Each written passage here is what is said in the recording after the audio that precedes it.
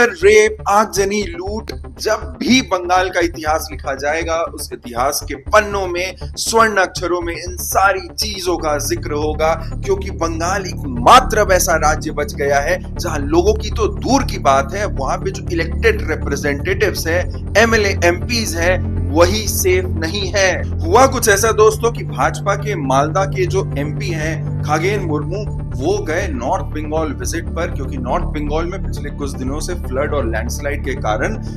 वहां की हालत बहुत ही खराब है। 20 से ज्यादा लोगों की जानें चली गई हैं और कंटिन्यूअसली स्टेट और सेंट्रल गवर्नमेंट की तरफ से सर्च और रिलीफ और रेस्क्यू ऑपरेशंस चलाए जा रहे हैं। तो उसको देखने के लिए जो बीजेपी के एमपी थे खगेन मुर्मू, जो कि मालदा से 2 बार चुनकर आ चुके हैं, वो एक विजिट पर जाते हैं अपने एक भाजपा विधायक के साथ जिनका नाम था शंकर घोष। अब इस दौरान उनके गाड़ी पर एक ऐसा हमला होता है जो दिखाता है कि बंगाल की राजनीति कितनी गंदी हो गई है। सिर्फ एक सिंबॉलिक हमला नहीं होता है कि आप जैसे बाकी इंसिडेंट्स में देखते हैं जिसमें किसी भी नेता की गाड़ी पर पत्थरबाजी की जाती है और कांच तोड़ दिए जाते हैं, लेकिन इस हमले में उस गाड़ी का एक कांच नहीं बचा जो सही सलामत हो, और अंदर में बैठे बीजेपी के एमपी खगेन मुर्मू खून से लथपथ दिखाई दे रहे थे वीडियो में। पहले आप ये वीडियो देखिए।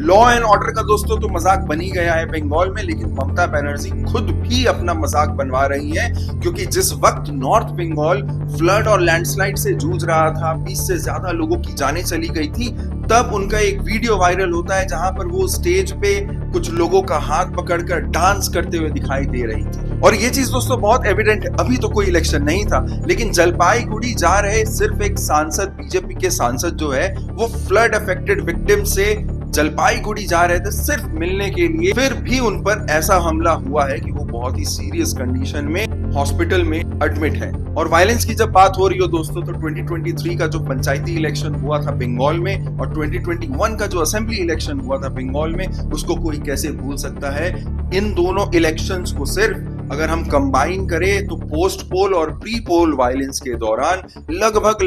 200 से 300 लोगों की जानें गई हैं सिर्फ और सिर्फ बंगाल में। अब ये नफरत की राजनीति है या अपने सत्ता को बचाए रखने की राजनीति है, अब ये कोई नहीं बता सकता, लेकिन एक चीज तो साफ है कि बंगाल में इंसानों की जान की कीमत बहुत कम है। वहां पर एक कॉमन मैन सेफ तो हो ही नहीं सकता, और एक इलेक्टेड रिप्रेजेंटेटिव भी अब ऐसा लग रहा है कि बंगाल में सेफ नहीं है।